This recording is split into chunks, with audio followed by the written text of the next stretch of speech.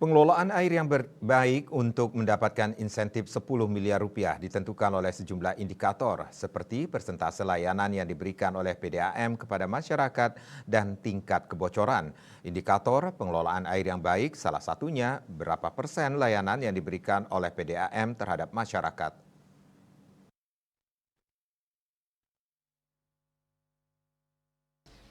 Staf ahli Menteri PUPR bidang teknologi industri dan lingkungan Endra S. Atmawijaya mengungkapkan hal tersebut dalam konferensi pers World Water Forum ke-10 di Bali dikutip dari kantor berita Antara Kamis 23 Mei. Indikator yang kedua dikatakannya adalah tingkat kebocoran air. Apabila pemerintah daerah dapat menekan angka kebocoran, maka pemerintah pusat akan memberi insentif. Hal tersebut dikarenakan untuk menekan angka kebocoran, pemerintah daerah membutuhkan program yang jelas. Kemudian sumber-sumber air juga harus bisa dijaga. Jika bisa menjaga sumber air akan banyak sekali mengurangi biaya.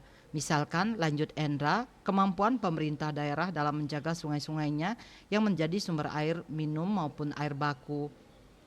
Jika sumber air tercemar berarti kosnya lebih tinggi. Sebelumnya, Menteri Dalam Negeri Mendagri Tito Karnavian mengusulkan kepada Kementerian Teknis agar pemerintah daerah Pemda mendapatkan intensif sebesar 10 miliar rupiah bagi mereka yang dinilai berhasil mengelola air, termasuk terkait akses air bersih.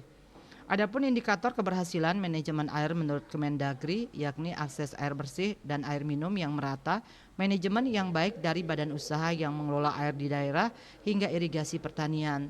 Tito menjelaskan apabila disetujui oleh Kementerian Keuangan dan Kementerian Pekerjaan Umum dan Perumahan Rakyat PUPR, maka persyaratan itu akan dirumuskan lebih rinci oleh Kementerian Teknis tersebut. Kementerian terkait, lanjut dia, juga akan membahas lebih teknis terkait jumlah daerah yang dinilai berprestasi dalam pengelolaan air dan berhak mendapatkan insentif itu. KMB Bali Pos melaporkan.